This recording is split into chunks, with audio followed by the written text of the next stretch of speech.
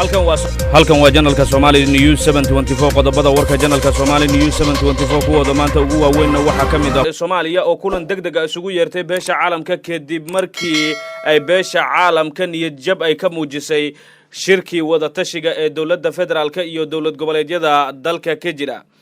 Ahmed Madoobe oo sheegay in magaalada Muqdisho ay ku sugnaan doonaan ilaa iyo inta matalaad ay ka helayso caasimadda dalka madaxweynaha Jabuuti Ismaaciil Cumar Geelle oo Somaliland ka dalbaday inaysan xilligan ka bixin wada hadalka ay kula jirto dawladda federaalka ee Soomaaliya AMISOM oo sheegtay in ay bedeli doonto xeelada dagaal ee Soomaaliya ay kula dagaalanto kooxda Al-Shabaab iyo Falastiin oo sheegtay inaysan qayb ka noqon doonin wada hadallada jaamacadda Carabta qodobadaas ayaad ku daawan doontaan daawadayaal warka janalka Somali News 724 fadlan daawada hadii ay tahay markii kugu horeysay aad janalkan soo booqato hanaga ilaawin subscribe share like gambalelka furo si aad u rukumatid janalka Somali News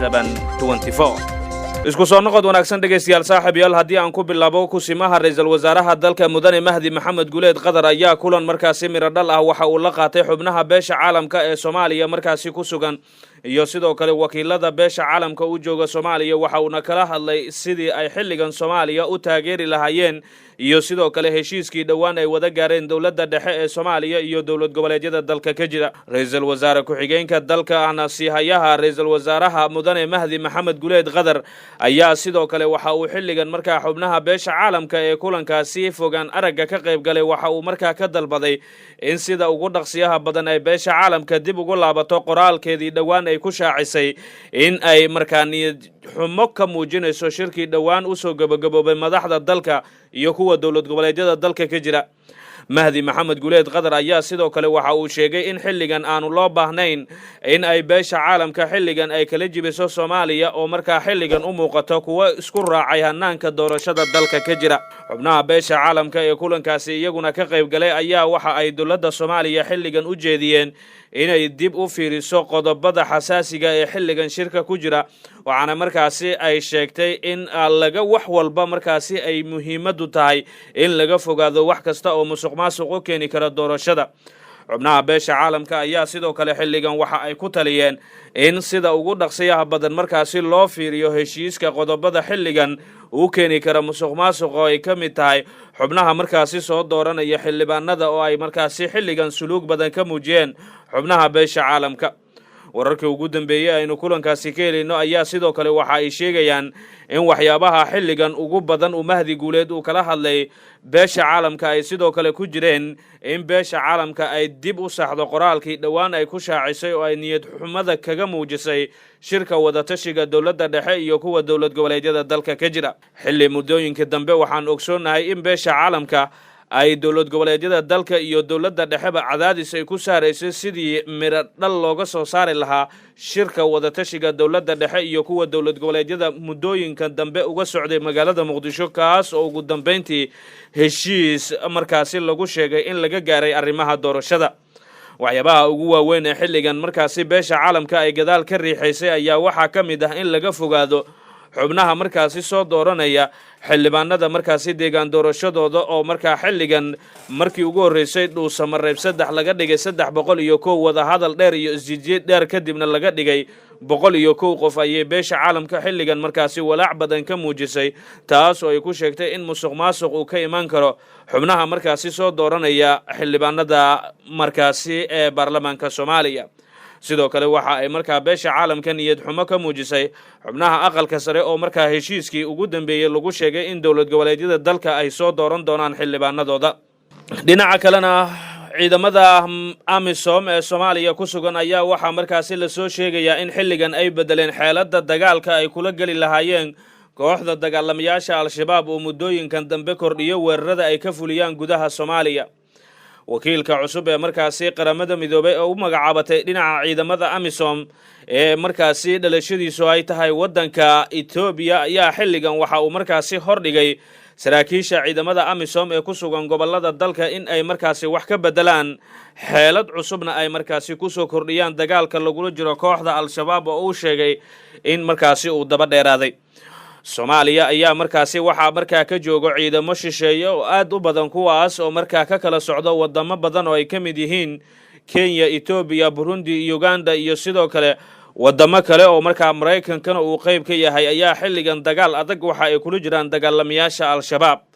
Ha yeeshee ma jirto wax wali markaasi natiijo oo ka dhashay dagaalka xilligan lagula jiro dagaalamayaasha Al-Shabaab amase waxyaabo guul ah oo markaa kuwoola laga gaaray dagaalka lagula jiro dagaalamayaasha kooxda Al-Shabaab. waxaana markaa wakiilkan uu yahay mid ku cusub markaasi saaxada dagaalka ee lagula jiro dagaalamayaasha Al-Shabaab, balse waxa uu markaasi xilligan wada dardargelin ku aadan dagaalka lagula jiro dagaalamayaasha Al-Shabaab. dhinaca kalena madaxweynaha wadanka Djibouti Ismaaciil Cumar Geelle ayaa markii ugu horeysay madaxweynaha Somaliland ka dalbaday in xilligan aanu suuragal ahayn inuu ka baxo wada hadallada markaasi lagula jiro xukuumadda federaalka ee Soomaaliya.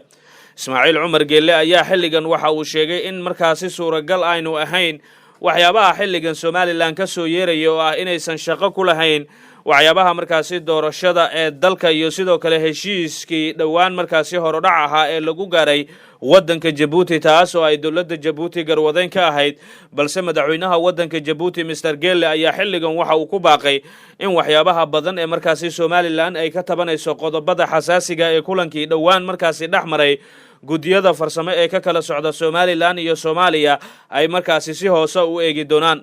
dawladda Djibouti ayaa waxa markaasi la rumaysan yahay iyadoo kaasanayso dawladda Mareykanka in ay markaasi xusul duub ugu jirto sidii dawladda Soomaaliya iyo Somaliland ay markaasi qodobada xasaasiga ee iminka markaasi masiiriga la isku hayo ay isugu soo dhawaan lahaayeen. Farmaajo ayaa dawladdiisa waxa la rumaysan yahay in ay markaasi ahayd in ay loolanka dhinaca doorashada ay ku gasho sidii Somaliland markaasi loogu soo dari lahaa Soomaaliya oo markaasi iyadu madax banaani xilligan sheegato. Somaliland ayaa dhinaca kale waxa markaasi la rumaysan yahay in waxyaabaha ugu badan ee xilligan markaasi ay tuhmayso ay qayb ka tahay waxyaabihii dhacay sanadihii markaasi dalka uu ka talinayay kaligiiskii Maxamed Siyaad Barre Allah u naxariiste. waxaa markaasi la rumaysan yahay in waxyaabaha badan ee xilligan Somaliland ay dhinaca kale ay ka tabanayso ay Soomaaliya qayb ka tahay in markaasi madax banaanideedu ay ku dhagan tahay Soomaaliya. madaxweynaha Djibouti oo markaasi kulan degdeg ah ayaa markaasi isugu yeeray xubnaha gudiyada farsamo ee markaasi Soomaaliya iyo Somaliland, waxa uu ka dalbaday in kulamadoodu ay markaasi Djibouti ka sii wadaan si markaasi ay isugu soo dhawaadaan Soomaaliya iyo Somaliland. halkaad warkaasi ka daawanaysaan daawadayaal waa channelka Somali News 724. markana haddii aynu fiirino akhbaraadka kale ee dibadda Falastiin ayaa xilligan markaasi waxa la rumaysan yahay in waxyaabo badan ay markaa xilligan sheegtay inaysan qayb ka noqon doonin wada hadallada markaasi jaamacadda Carabta oo xilligan dalal badan siyaasiyiinteedu ay rumaysan yihiin inay markaa jaamacadda Carabta xilligan markaasi waxyaabo badan aysan soo kordhin doonin heshiisyada iyo waliba tallaabooyinka kale ee xilligan loo qaadayo dhinaca markaasi Israa'iil.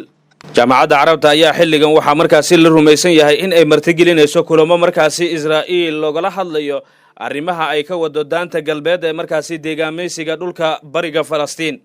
Falastiin ayaa xilligan markaasi wadamo badan oo ay markaasi ka mid yihiin Sacuudiga iyo waliba wadamo kale waxa ay ku eedeynaysaa in ay xilligan markaasi ay la safan yihiin oo ay Imaaraadkuna qayb ka tahay Israa'iil.